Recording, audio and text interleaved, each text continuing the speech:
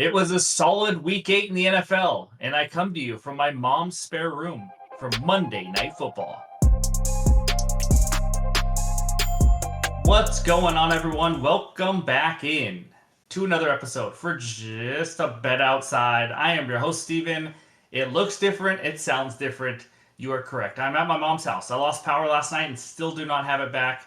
But you know what? I want to make sure I get these videos out to you guys, so just bear with me today. This is what it's going to look and sound like for this video. So Sunday was a great day. Love to see it. 7-3 day for us. We swept all the touchdown plays. Gotta love that. But we'll go over that recap in just a little bit.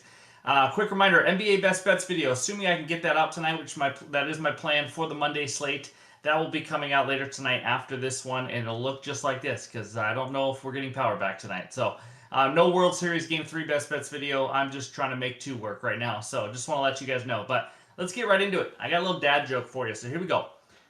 My geography teacher asked me to name a country with no R in it.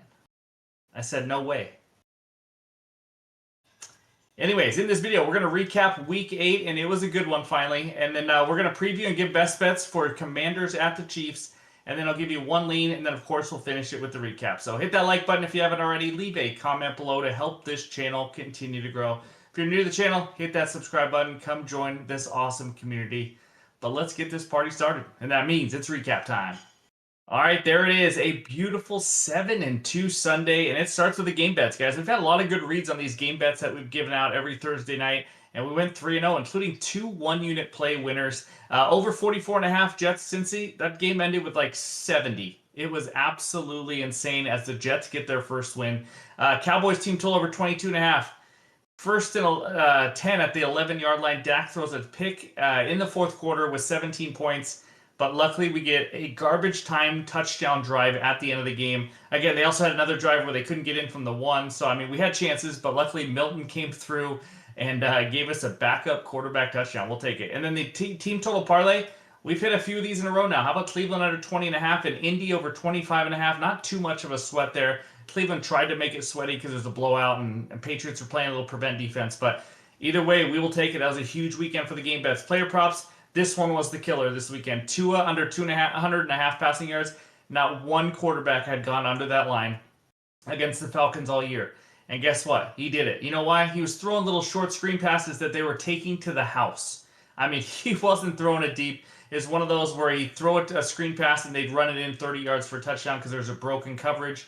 Things that Atlanta didn't do all year. And you know what? Even with that, he was under 200. It was a blowout. He comes in for the last drive. They're up 31-3 or something crazy. Just run the ball. He comes in, first play, throws a 15-yard pass, and then I don't think he throws it again in the last 6 minutes. Just to go over 200 and rub it in our face. It was brutal, but it happens. Evan Ingram over 30.5. Cash it 2 weeks in a row for us as he gets the job done. I think it was the third quarter there. K-Don, 50-plus receiving yards. Now, as you guys know, I took a chance with this at plus 162. I said I also like his over regular line at 38.5. If you took that, you cash it. Some of you guys wonder why I don't ladder a ton of plays. Well, he cashed his regular bet there and did not cash the 50, unfortunately, as Tampa Bay's passing offense just goes in these really big lulls, unfortunately. But either way, it's a half-unit loss. And then Aaron Rodgers, we do not know yet. It's the second quarter right now of Sunday Night Football as we do this video. And then we move over to the touchdowns. Tucker Kraft. I was going to put a question mark here, but right before we recorded, he scored the first touchdown of the game. Gotta love that. Javonte Williams got the job done. Should have done it earlier, but still did. And how about Jonathan Taylor? If you guys remember from the video, I said Jonathan Taylor never gets 2 touchdowns. He either gets 1 or 3. The man got 3 again today. He is unbelievable. So we will take that plus 150. If you cash the 3+ touchdowns, which I know someone did in the Discord, then you're rolling in some dough with that one too. So we will take it. Like I said, 7-2 day with Aaron Rodgers, 1 unit play to go. Hopefully we cash that and just have a great weekend overall. But let's check out page 2 now. And there's the overall recap and everything. Up just a little under 2 units. Obviously, we'll be another unit higher if we can get Aaron Rodgers to cash. But there's the sides and totals, player props, anytime touchdown bets. That's what we got for the season overall record. Hopefully, this kind of starts that mid-season hot streak, which we went on last year as well. But that's what we got for the recap. Now let's talk Monday Night Football. All right, Monday Night Football takes us out to Kansas City where the Chiefs host the Washington Commanders. Chiefs minus 11.5. Total in this one, 47.5. Let's first start with the injury report.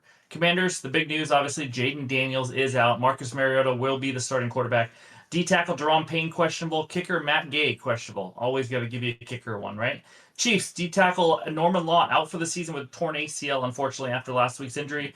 Tackle Josh Simmons out, personal. And right guard, I believe it is, Trey Smith is doubtful for this game. So Chiefs coming in off back-to-back wins versus the Lions and the Raiders. Commanders coming off back-to-back losses versus the Chargers and the Bears. So I got one best bet, and then we'll get into two leans after that. So my best bet, I'm going to be honest with you guys, this game isn't great to bet. It's kind of ugly. So I'm using a little same game parlay that I actually really do like. So give me Deebo Samuel 4+ receptions and Isaiah Pacheco 30+ rush yards, minus 120, minus 122, I believe it is on FanDuel. So half unit play. Let's just cash this one because I like both legs. If you want to go Samuel over 4.5 receptions, I don't mind that as well. It's going up and up, but he's a full go this weekend. Not on the injury report. He's a safety blanket for Marcus Mariota. If you guys don't know, he's used on screen passes, just really quick passes for him. His ADOT is 6.6 yards. That's average depth of target. Again, that's what you look for. You kind of look for lower ADOT when it comes to reception props only, not yard props, because then it just shows, you know what, he's right there for some quick, easy passes. And McLaurin's back for this game, which obviously helps stretch the field down there as he can catch the shallow ones. But as you can see by this outlier screenshot, 4+ receptions in 5 of 6 games this season. You'd love to see that hit rate. The only under was when Washington ran all over the Vegas Raiders in an absolute blowout. So because of the routes he runs, he catches a high percentage of his targets. 34 receptions on 43 targets this year. 6 receptions on 6 targets with Mariota 4 weeks ago when they played together. Game script here, huge 12-point underdogs, around 12 points. Meaning he should see a lot of passing in this one. We should see the Commanders playing catch up quite a bit. And then facing the Chiefs, obviously a solid defense, but we're not asking for a ton of yardage here. We're just asking them to catch 4 balls. They're ranked 13th in receptions allowed to wide receivers. Washington is going to want to get him involved early and often after being out for 2 of the last 3 weeks or so, something like that. I think he was out last week. And then the week before, it wasn't fully healthy either. But give me Deebo for 4+ receptions. I think they hit him on some easy screen passes to kind of make life a little easier on Mariota. So second leg, Pacheco, 30+ rush yards. This is my juice reducer. He has slowly started to take over this backfield. As you can see by this outlier screenshot, 30+ rush yards in 5 straight games now, 50+ in back-to-back games now. And I also like his over at his regular line too. But the running game has opened up a little bit more. Part of that, the weapons are back. Rashee Rice, Xavier Worthy. It's kind of opened up things in the running game as defenses have to kind of key in on those receivers now. But the volume's key here. He has 12 and 15 rush attempts the last 2 weeks. Rush attempts line here is set at 11.5. I liked his over there too. If he can even just get 11 carries, 30 yards should not be a problem versus Washington. This defense is ranked 15th overall, giving up 4.3 yards per attempt. But some recent running backs versus Washington, Javonte Williams had 119, Swift had 108, Hampton 44, and Bijan 75 in that same game. Tyler Algier 51 rush yards. Again, with his volume, game script, matchup, 30+ yards. This is my juice reducer. This kind of tells you that I like both lines regularly too. I like Deebo over his regular 4.5 receptions. I like Pacheco over, I think it's like in the low 50s right now. But either way, this is my best bet for Monday Night Football. And before we get out of here, though, let's talk a few leans. All right, let's talk through a couple more bets here. Again, I haven't placed these. These are just some leans, but I like the Commanders plus 12, plus 11.5, whatever you can get. I've actually seen this as high as plus 12.5, plus 13. This is moving down. I think I just saw DraftKings had it at 10.5 as we started recording this. FanDuel has 11.5. So, I think the Sharps are really starting to to bet on the Commanders. So underdogs have been crushing in prime time.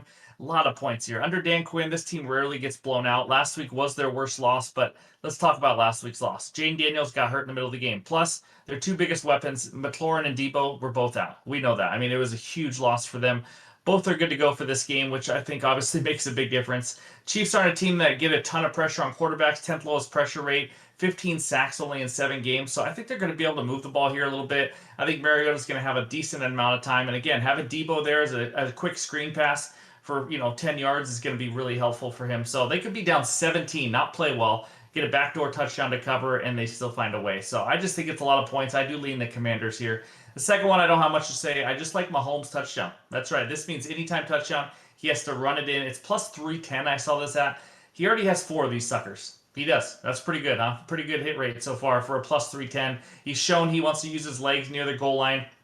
I know he's got more weapons and things like that, but at plus 310, I don't mind. I also don't mind Marcus Mariota touchdown. I didn't put that up here, but That's got huge odds at plus 400. He might look to use his legs. I think he has a touchdown already this year. So just looking at some quarterback props. Again, rushing touchdowns, you need some luck. Maybe a quarterback sneak at the one or something. But Mahomes rushing touchdown and the Commanders. Those are my two leans along with my best bet. But thank you guys for watching. Before we get out of here, let's check out the recap. All right, there it is. Debo, 4+ receptions. Pacheco, 30+ rush yards. We're digging deep here. Minus 122 on FanDuel for a half unit. And if you fast forward to this, I also give out a couple leans as well. Not a great game to bet, but you know what? Doesn't mean we can't find a winner here. So thank you guys for the support. As always, really appreciate it. Hit that like button if you haven't already. But hope you have a great Monday. Enjoy the game, and we'll talk to you soon.